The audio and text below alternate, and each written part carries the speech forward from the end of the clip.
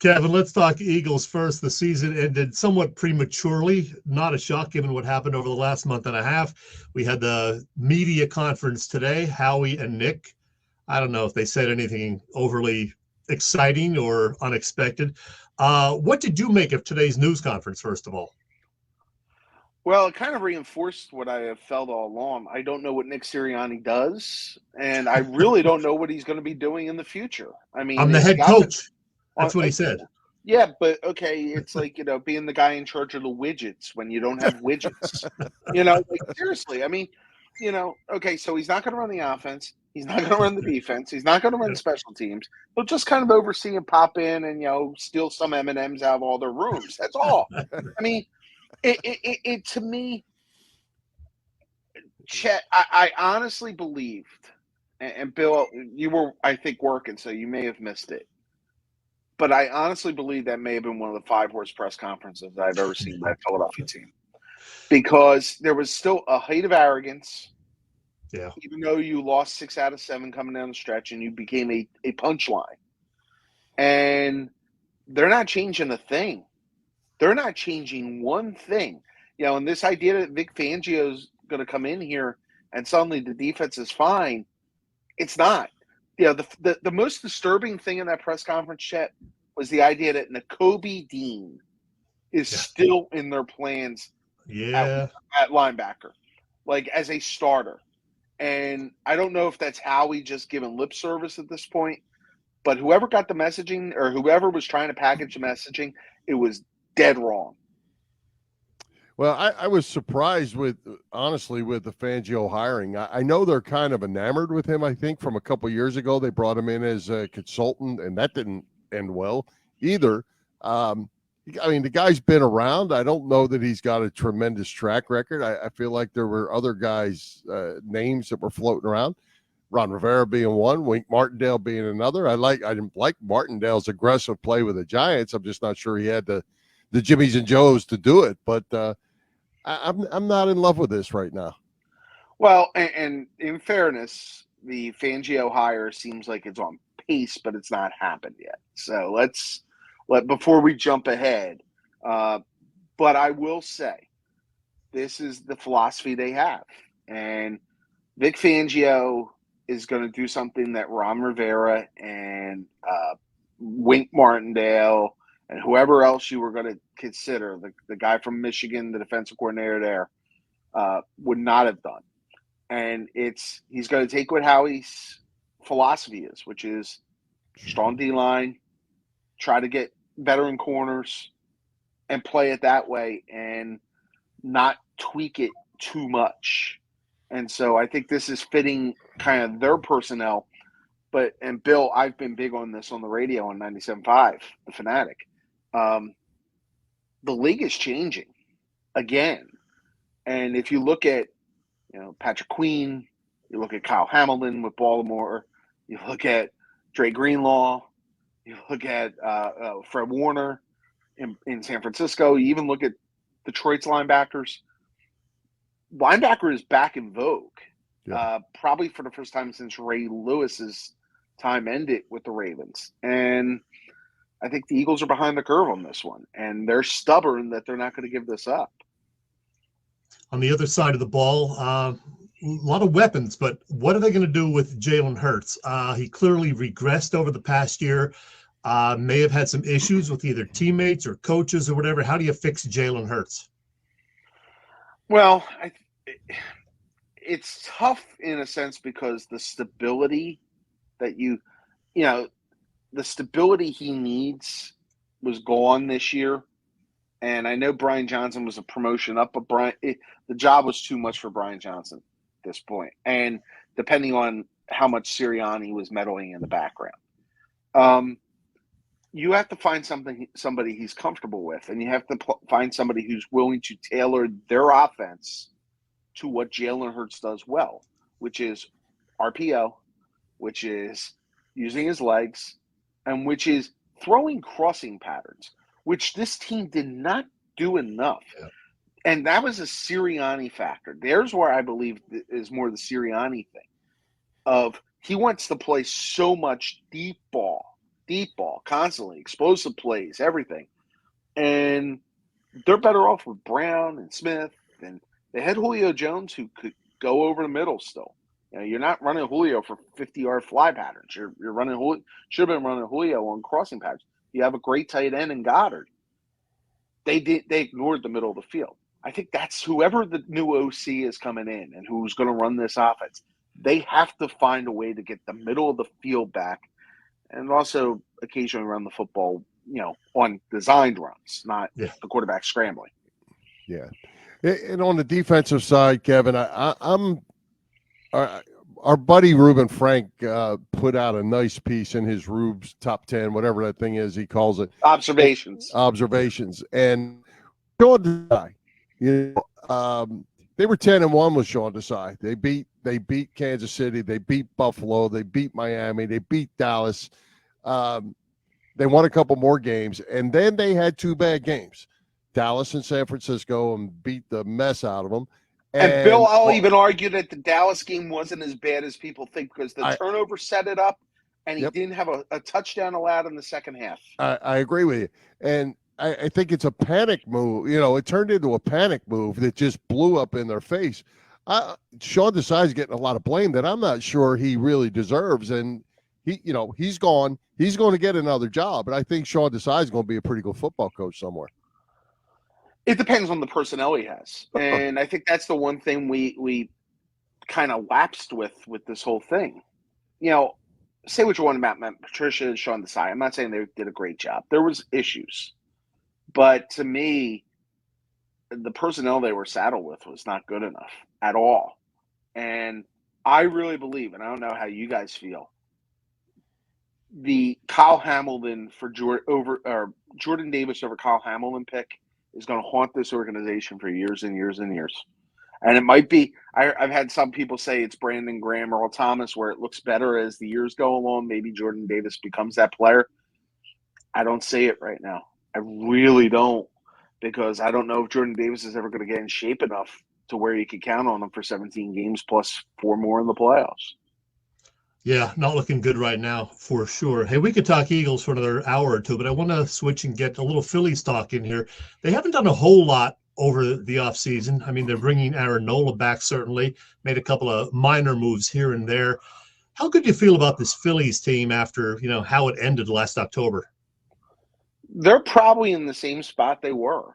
And you hate saying it this way, but the spot is they're the second best team in the division. But they're the team nobody really wants to face come October. Mm-hmm. They really, Chet, they didn't have a lot of options in a way. They were kind of, unless they were going to move Castellanos, and that wasn't going to happen. Your everyday eight was fine. It was set up, and you had Schwarber as your DH. I guess there's questions about center field, but I don't think that can happen. I rather them preserve a little of that flexibility to make a move at the deadline. Look, if the Angels are bad, Mike Trout may be there at the deadline if he's healthy. Maybe the Phillies get in that. Maybe there's a starting pitcher that's out there. Dylan Cease is still not moved yet, which I think is something to keep an eye on. As I said, are they the Dodgers? No. Are they the Braves? No. But if I'm the Dodgers or the Braves, do I want to see them necessarily in a 5-game series? No. And they just have to be a little more plate discipline. That's all. Well, I'm curious about the whole pitching staff. We go through this every year at this time, I guess. I don't know. I'm not even sure who's left in the bullpen. But generally, the bullpen wasn't too bad. It was better than it has been. But I don't know that they've upgraded a whole lot, and they certainly could have used a starting pitcher, but was there one out there to get without overspending for mediocrity? And that's look, their starting 6 is pretty much set. Between Wheeler, who's probably going to get an extension, Nola, who did get his new contract, Suarez, Keekering, I'm not Keekering, excuse me, Suarez, Walker, and Sanchez. Yeah. And you got the guys coming in through the minor leagues. So I wasn't too worried about their starting staff. And you could always pick a fifth starter up if you need it. On the bullpen, I'm almost viewing it as the trade-off is Keekering for Kimbrel at this point. Keekering will probably go into the 7th or 8th inning. They'll probably, slide Alvarado back as the closer most nights. Ooh. Well, Ooh. Bill, he was the best closer. He was the best reliever they had. Yeah, I know, but that doesn't make me feel good. Well, some nights he's in there and he's mowing everybody down. The next night he can't throw a strike, and when he walks that first guy or pitches bad to that first guy, it's not going to be a good night. But I will also say there was nobody out there, and I know Josh Hader is a guy everybody here wanted. I wasn't paying Josh Hader that kind of money that he got, and that the Astros paid him. So if that's the case, I'd rather them try it this way. And again, at the deadline, something will pop up. It always does in the reliever market. You got to be aggressive. This is where you almost have to have faith in Dombrowski. And Dombrowski is a Hall of Fame level general manager for a reason. And these are the types of moments you know he is the guy at this point. Hey, do you think Bryce Harper is going to stay at first base the rest of his career? I would say yes. I would say that at this point, it's pretty clear that he. Pardon me, guys. I'm getting a text here from my wife. So, how dare she? Well, dinner just arrived, so that's why. There you go. dinner we ordered out tonight. Anyway, look, I mean, unless he decides he doesn't want to, let's be frank. Bryce makes a lot of calls in this organization. I would say that he is likely to be there. It's the trend of players who enter his age, that 31, 32, if they're going to make the move, they're going to make it to first base. I do find it fascinating that he was talking about playing all these mid-40s, and first base gives you a hell of a lot more opportunity to do that than right field does. Yeah. Well, Kevin, speaking of having faith in Dombrowski, how about faith in Rob Thompson? I am not one of those guys that has faith in Rob Thompson. All right. I really, this baffles me. It really does. I go through this every week, Kevin. Well, we could talk Joel Embiid too, but that's another story. Okay. All right, Bill. So let's recap. He's made an LCS and a World Series in back-to-back years. Taking over a team that didn't make the playoffs for 12 years, who underachieved for a ton of his time. And if that's, I don't get what the complaint is. Like, if you're saying that he doesn't manage the bullpen enough or well enough, okay? There's 26 other managers in baseball who are just like him, okay? Bullpens always get managers on public hot seats, okay? The guys love playing for him.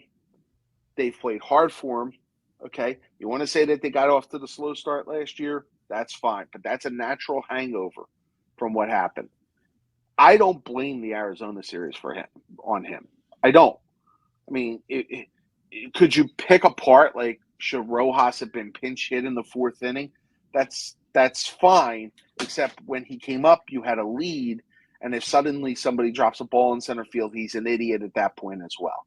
So at that point, as you see my stepdaughter go down the steps, at that point, I would say I can't fault him on this. I think he's done as good a job as anybody. And if you start dipping your toes into other waters, you're going to end up having a shark bite your foot off. And his key guys didn't hit those last couple of games too, so he couldn't do anything about that.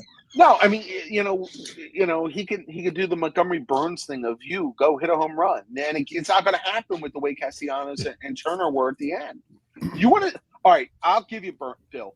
One thing I don't want to see this year, I don't want to see 130 games of Kyle Schwarber leading off. Amen. There you go. There, is that a compromise? Bill likes that. Yeah, absolutely. But to your flip side, to your point though, Nick Sirianni's been in the playoffs 3 years and been to the Super Bowl and didn't win, and we're trying to run him out of town. People want to run him out of town. All right, so and as chief of the running out of town brigade. Oh, I didn't know that. Oh yeah.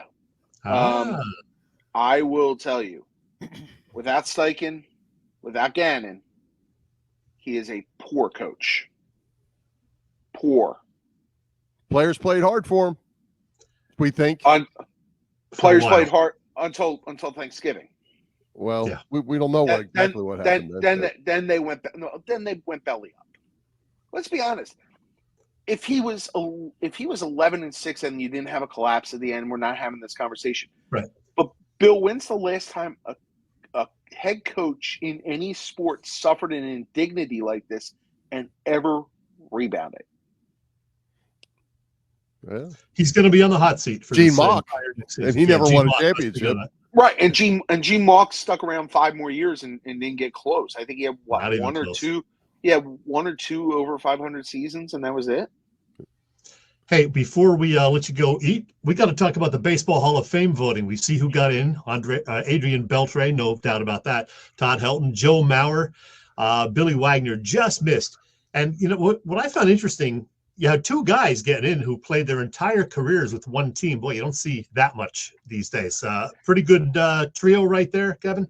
Yeah, it's pretty good. I mean, Heldon, I know a lot of people cast doubts because of the Colorado thing, but Heldon was not just a great hitter. Boy, he was among the smoothest first basemen I can ever remember defensively. And so I had no problem with him. Obviously, Beltre, I'm not sure I'd put him in the Brett Schmidt category to some word last night, but really good. Yeah. Really good. I mean, the numbers were there. And a guy who later in his career got better and better. Mauer was interesting, and Mauer was a close call. His time as catcher, there's a parallel to be drawn between Mauer and Utley. Both were dominant at their positions for about a 5-6 year period. Mm-hmm. And then they faded. And to me, I voted both. But I also kind of did the whole, I wondered, it was one of those you sit there. Yeah, it was, I sat there and I kind of picked over things and went, all right, were they good for long enough? They almost both fell in the Don Mattingly category. And I know there's a lot of people in New York tonight who are complaining that Jorge Posada should have got more of a look because his numbers were as good as Mauer's in a lot of ways. And Posada didn't even make his second year on the ballot. But yeah, look, those 3, it's not a bad class at all. And you throw Leland in, and it's going to be fun and entertaining when you get the Cooperstown. I wish Billy Wagner got in. I think 5 votes, right?